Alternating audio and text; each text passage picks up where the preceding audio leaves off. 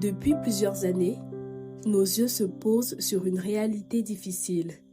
Des familles meurtries par la précarité, des orphelins en nombre croissant alors que les orphelinats manquent, des personnes vulnérables livrées à elles-mêmes, sans soutien, sans ressources, sans toit, des hommes et des femmes contraints de mendier ou de dormir à la belle étoile. Face à ces cris silencieux, face à tant d'injustices, Yahushua a déposé dans nos cœurs un fardeau sacré, celui de tendre la main, celui de devenir un refuge, une aide, une source d'espoir pour les démunis, les oubliés, les opprimés. C'est ainsi qu'est née l'association Le Cœur du Père, une œuvre chrétienne engagée à apporter une aide alimentaire, vêtements, visites, accompagnement scolaire, maraude, soutien aux prisonniers et actes de compassion pour la gloire de son nom. Nous nous appuyons sur la parole, notamment Luc 3, verset 11 qui dit que celui qui a 2 tuniques partage à celui qui n'en a pas, et que celui qui a de quoi manger en fasse de même. Cette parole est devenue notre guide, notre mission et notre identité. Rappel de l'histoire et des réalisations. En 2017, une première étape importante est franchie. L'ouverture de l'épicerie solidaire Le Cœur du Père à Ali Bandingue. En 2019, l'association acquiert un local à Ondongo qu'elle exploitera jusqu'à fin 2023.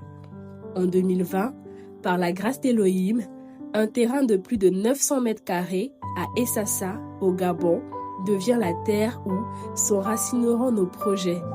À partir de 2021, les fondations d'un premier bâtiment voient le jour. Une épicerie solidaire, une salle de formation et une librairie chrétienne. Ce bâtiment sera officiellement inauguré en février 2024. En 2025, une nouvelle étape voit le jour. La construction d'un second bâtiment destiné à accueillir des missionnaires afin de renforcer les œuvres d'évangélisation, de formation et de compassion. Bilan des activités, année 2025.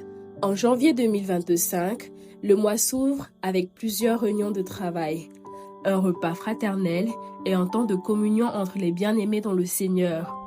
Une opération de nettoyage à l'épicerie est effectuée, ainsi qu'une mission au Gabon pour renforcer les activités sur le terrain.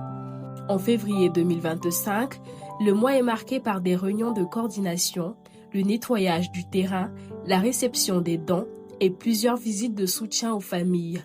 En mars 2025, ce mois connaît une avancée importante des travaux. Des livraisons de matériaux de construction permettent de poursuivre l'élévation du nouveau bâtiment. Plusieurs familles et une veuve reçoivent également assistance et appui. Un couple de missionnaires provenant de l'Italie a effectué une mission au Gabon dans le but de visiter l'œuvre sociale Le Cœur du Père afin de voir et d'apprendre du travail qui se fait par le Seigneur au travers des frères et sœurs qui travaillent dans cette œuvre. En avril 2025, un mois centré sur l'aide aux nécessiteux. De nombreuses familles en difficulté ont été soutenues. Dans le volet communication, l'abonnement du site web est renouvelé afin d'assurer la visibilité des actions. En mai 2025, organisation d'un temps de formation, mise en place de soubassement du nouveau bâtiment et soutien continu aux familles vulnérables. En juin 2025, réception de plusieurs couples pour un accompagnement social et spirituel. Une famille à l'étranger bénéficie également d'une aide exceptionnelle. En juillet 2025, le mois est rythmé par une succession de réunions de travail dans le but de structurer et de faire progresser la mission. En août 2025, période de vacances de l'association, marquant une pause dans les activités. En octobre 2025, réapprovisionnement de l'épicerie solidaire afin de continuer à répondre aux besoins alimentaires des familles démunies. En novembre 2025, travaux manuels et aménagements sur le site. Bilan financier.